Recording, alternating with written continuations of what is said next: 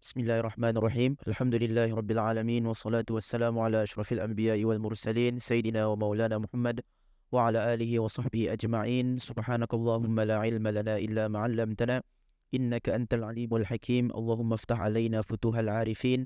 Rabbana zidna ilman walhiqna bis salihin.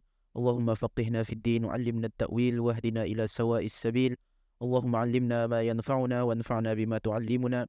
وزدنا اللهم علما وعملا متقبلا وصلى الله على سيدنا محمد وعلى آله وصحبه وسلم والحمد لله رب العالمين. Okay. Um, jadi selamat datang ke program daurah intensif D40 Imam Nawawi rahimahullah taala. Okey, jadi pertama sekali program ini ia program daurah. Jadi bagi siapa yang indah familiar dengan program daurah ini, ia sesuatu yang lebih intensif lah daripada kelas. Artinya kalau kelas mungkin kita ni akan ambil contohnya seminggu sekali 1, 2, 3 hadis lah. Cuma tu, tapi dibuat secara mingguan dan secara berpanjangan lah. Tapi daurah kalau dalam istilah yang biasa digunakan dalam pengajian Islam ialah sesi yang lebih batah sedikit. Artinya macam ni mungkin kita akan mengambil dalam 2 jam dan lebih tertumpu lagi kepada pembacaan kitab satu, dan ia ada targetnya lah. Macam contohnya insyaAllah ta'ala belum peluang tahu lah selepas ni hari berapa dan berapa hari bulan, tapi insyaAllah ta'ala targetnya paling banyak sesi untuk menghabiskan kitab ni, kitab hadis 40 ni ialah 4 atau 5 sesi saja. Jadi dalam sesi kita ni harian ni insyaAllah ta'ala kita ni akan cuba menarget kita ni habis membaca berkemungkinan 10 buah hadis semuanya. Kalau cukup masalah maksudnya. Kalau tiada ada masa lagi mungkin 15, tapi itu paling maksimum. Atau kalau masa sudah habis contohnya 4,5 sekarang, dan itu tu ia tersingan-singannya lah. Maksudnya mun 7, mun 8 ia tengah itu cuma tu. Tapi yang pentingnya sekadar akan beritahu saja, daurah ia punya target ialah untuk mengkhatamkan sesuatu kitab atau pada waktu yang disediakan atau artinya sama ada 4 sesi ataupun 5 sesi lah, cuma tu. Jadi itu yang akan kita buat ni dalam sesi daurah ni. Dan daurah ni adalah daurah kitab hadis 40 ataupun kitab kitab Arba'in, kena gelar Al-Arba'in An-Nawawiyah ataupun kitab hadis 40 karangan Al-Imam An-Nawawi rahimahullah taala. Jadinya kitab hadis 40 ni secara umumnya ia suatu konsep yang banyak ditulis sebenarnya oleh ulama lain. Artinya banyak sebenarnya ulama menulis kitab hadis 40.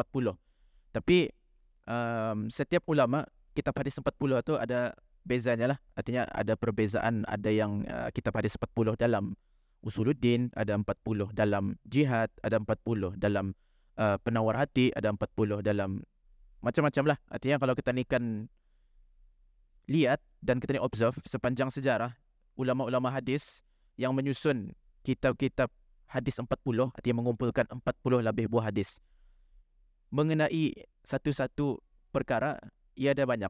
Tapi kalau sekiranya kita ni menyebut semata-mata kitab hadis 40 cuma tu saja tanpa ada apa-apa sifat, maka yang dimaksudkan biasanya ialah kitab hadis yang ditulis oleh Imam Nawawi rahimahullah taala. Artinya kitab hadis 40 yang ditulis oleh Imam Nawawi pada kebiasaannya ialah maksud daripada kitab hadis 40 secara mutlak lah. Artinya kalau disebut kitab hadis 40, hadis 40, hadis 40, ia adalah kitab yang ditulis oleh Al-Imam Nawawi rahimahullah ta'ala yang mengumpulkan 40 buah hadis. Dan kalau kita lihat arah mukaddimahnya, arah mukaddimah Imam Nawawi sendiri, hadis 40 ni, 40 hadis yang dikumpulkannya ni, 40 lebih buah hadis yang dikumpulkannya ni mengenai apa dan apa sebabnya ia mengumpul itulah. Atau karena tadi arah mukaddimah. Dan Al-Imam Nawawi rahimahullah ta'ala, kita ni mengambil sedikit saja daripada ia punya, artinya kita akan kenal sajalah siapa penulis Al-Imam Nawawi. Jadi Al-Imam Nawawi rahimahullah ta'ala, bagi aku rasa nama Imam Nawawi ini masyhur lah sudah sebenarnya. Tapi ia salah seorang ulama yang prominent dan signifikan dalam mazhab kita ni, mazhab Syafi'i rahimahullah, mazhab Imam Syafi'i rahimahullah ta'ala. Dan ia terkenal dalam bidang fikih dan hadis juga. Artinya dalam bidang fikih dalam mazhab Syafi'i ia digelar sebagai muharrir mazhab Syafi'i. Muharrir ni artinya editor, seolah-olah macam itulah, macam editor. Artinya mazhab ni kan, mazhab fikih secara umumnya,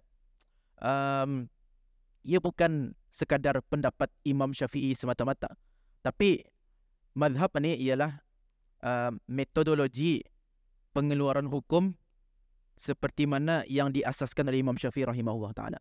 Sebab tu bila kita ni menyebut mazhab, contohnya mazhab Imam Syafi'i, mazhab Malik, mazhab Abu Hanifah ataupun mazhab Hambali, ia bukan merujuk kepada pendapat imam-imam itu semata-mata. Malah ia satu madrasah yang full sampai ke hari ini. Artinya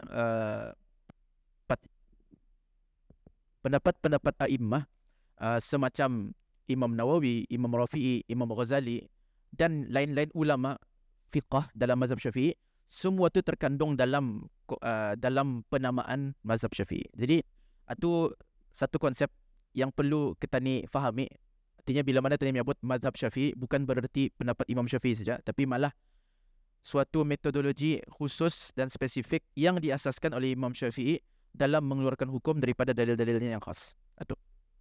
Okey, jadi Imam Nawawi rahimahullah ta'ala, ia dikira sebagai level muharrir dalam mazhab Syafi'i. Artinya editor. Maksudnya mazhab Syafi'i ini ia memiliki beberapa development lah sepanjang sejarah.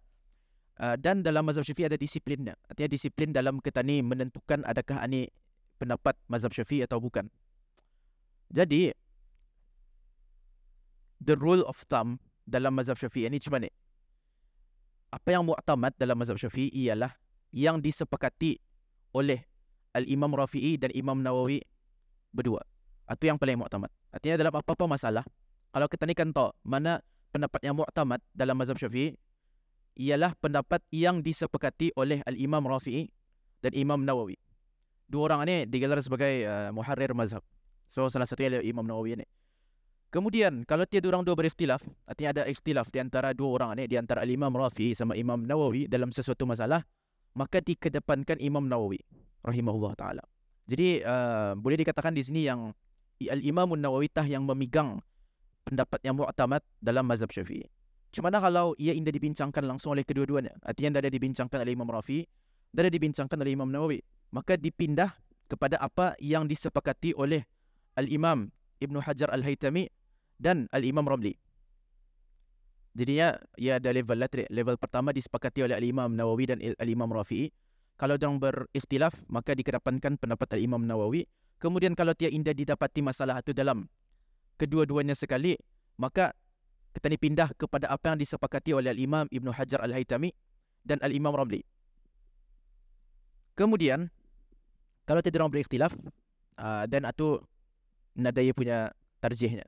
Jadi ulama dari sebelah Yaman dan Hijaz dalam mazhab Syafi'i, diorang memilih biasanya pendapat Ibn Hajar Al-Haytami. Ulama sebelah Mesir biasanya memilih pendapat Imam Ramli. Jadi siapa yang familiar membaca kitab-kitab fikih malar tu akan melihatnya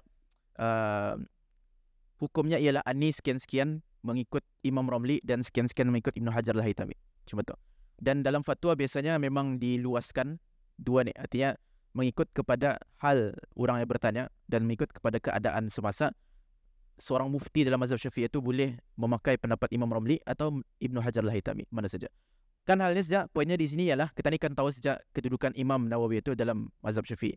Jadi kedudukan Imam Nawawi dalam mazhab Syafi'i itu kedudukan yang tinggi juga lah dalam mazhab Syafi'i, sebab ia yang memegang mu'tamad dalam pendapat-pendapat ataupun pendapat-pendapat mu'tamad dalam mazhab Syafi'i. Kemudian dalam hadis sama juga. Dia dalam ilmu hadis, Al-Imam Nawawi ini ia sebaris dengan ulama-ulama hadis yang lain macam Al-Hafiz Ibn Hajar Al-Asqalani, Al-Hafiz Suyuti, Ibn Kathir, Ibn Salah dan lain-lain. Artinya salah seorang ulama hadis yang menjadi rujukan jua dalam bidang hadis ialah Al-Imam Nawawi.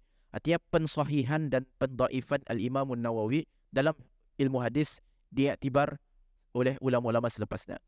Jadi sebab itu kita ni melihat bahawa kebanyakan penulisan Al-Imam Nawawi berpusat arah dua ni. Satu, dalam ilmu fikih, Al-Imam Nawawi banyak menulis berhabis dalam ilmu fikih. Ada beberapa buah kitab, banyaklah, lebih daripada 3. Dan kemudian dalam ilmu hadis pun juga, dan yang paling masyhur ialah Al-Imam Nawawi menulis syarah bagi Sahih Muslim keseluruhannya. Artinya Sahih Muslim ada around berapa ribu hadis. Al-Imam Nawawi menulis syarah bagi setiap hadis dalam Sahih Muslim.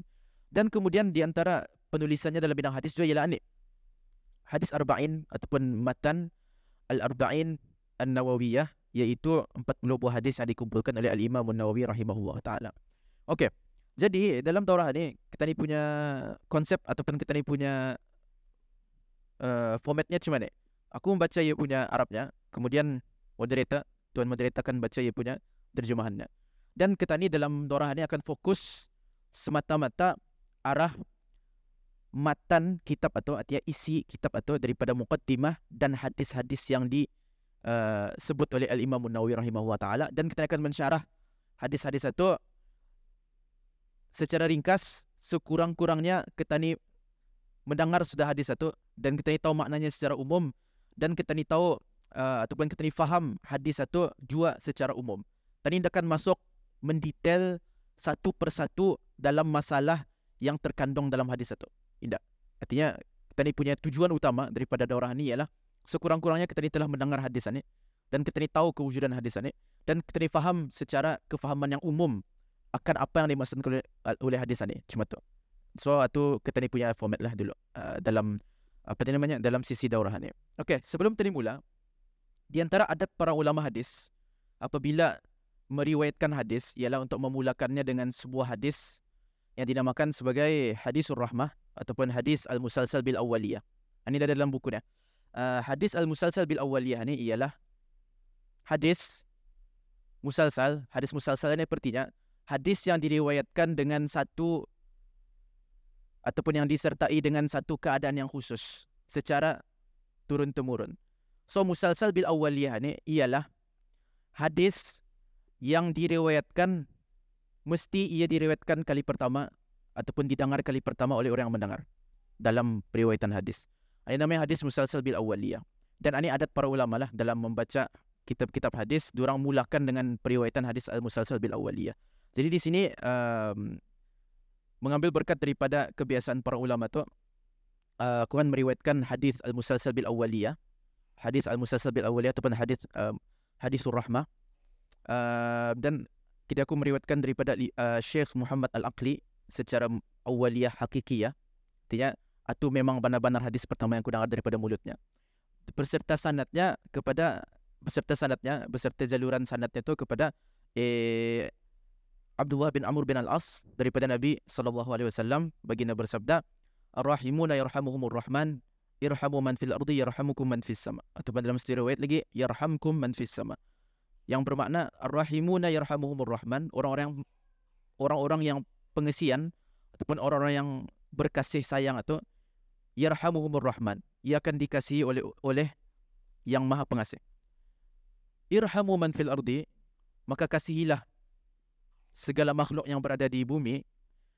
Yarhamukum man fis sama, kamu akan dikasihi oleh segala makhluk yang berada di langit. So ini namanya hadis musalsal bil awwaliyah. Dan ia diriwayatkan oleh Imam Tirmizi dan Abu Daud dan Ahmad, dan ia punya hadisnya hadis sahih, dan malah musalsalnya pun musalsal yang sahih. Artinya turun-temurun daripada zaman ini sampai Sufyan bin Uyainah. Ini menjadi hadis pertama yang diorang biasa riwayatkan dalam mana-mana majlis. Jadi ini adalah hadis yang pertama, hadisur rahmah, yang akan diriwayatkan dalam majlis ini. Maka sesudah itu bertata ni masuk ke dalam kitab Al-Imam Nawawi.